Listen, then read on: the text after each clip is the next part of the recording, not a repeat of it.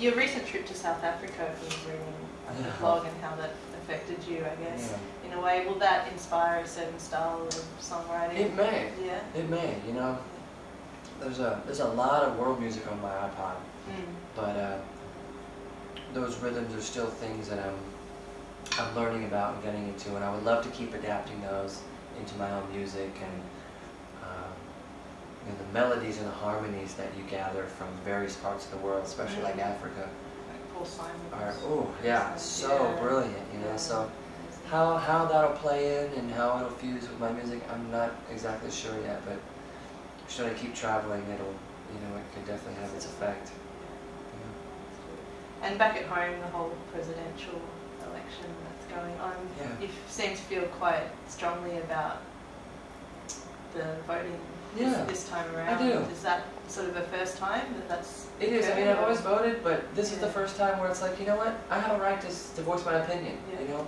And I feel like not voicing my opinion could have had some sort of effect over the last couple of years, you know? I just think, again, it just comes with experience, you know, and time, and it's like, maybe I'm just finally waking up and saying, you know, I don't really care what people think about my opinion, but, and I'm not asking anyone to adopt my opinion and ideas and philosophies.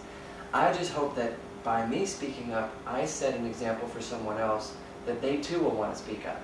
And they can speak up about the opponent, you know, and let them, please, you know.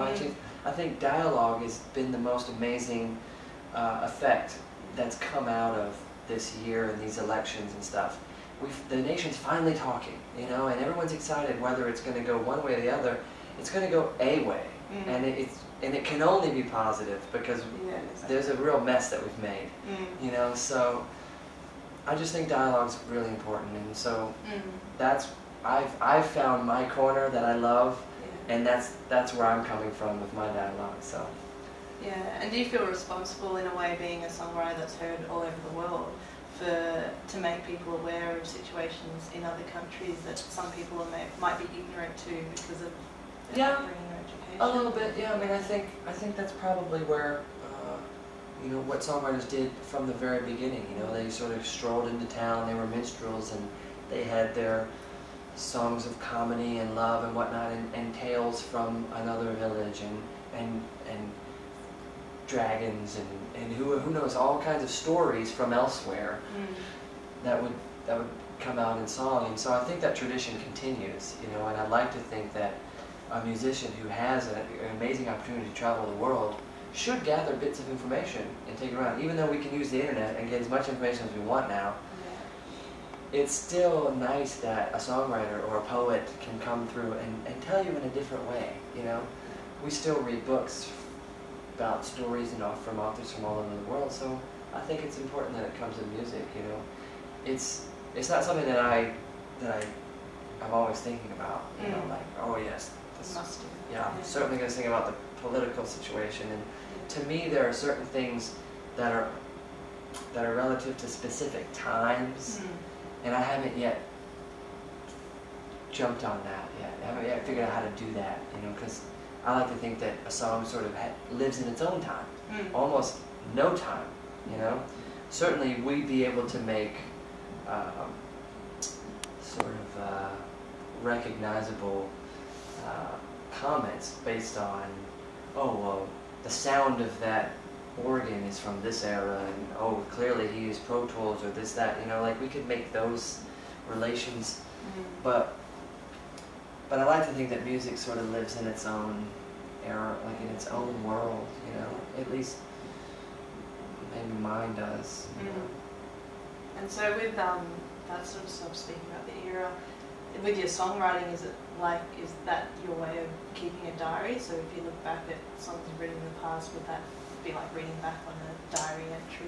Or? Well, it is for me because I know where I wrote them from, you know, but I like to think that, you know, it's so great when you can go back and listen to, you know, Bob Dylan song and have it be completely relevant today. And whether it's a political song or not, you know, my favorite are the ones that aren't so much political songs, but still just really hit you home because they're songs about life, or they're songs that just sort of like wake you up and lift you up, and that's what I'd rather create is something that has this sort of like undercurrent of just like positivity that can affect you no matter what age and no matter what time you grow up, you know. Yeah. And what sort of artists are around at the moment that inspire you? Is it still like Dave Matthews and Bob Schneider and those? Well, Bob Schneider will always be an inspiration because, you know, he's sort of like the gamekeeper as well. Yeah. So he's just sort of more of like a moral support that's always there, you know, on your shoulder. And you know, guys like Gregory Page as well, who are in my community. It's really people that I can relate to now more than anything. Whereas when I was younger, it was guys on CDs and in magazines. Now it's, you know, it's Bushwalla, my roommate, who just finished a great album, and he himself is this amazing entertainer who you never know where a show is going to go. Like, that really inspires me. And the people that I tour with and the other acts that I get to see, those are people that inspire me, because it's like, oh, this is how you're doing it, this is how you're keeping up with your health and your connection with the audience, and those are the things that become real to me, not so much the finesse of your art on a record anymore. You know?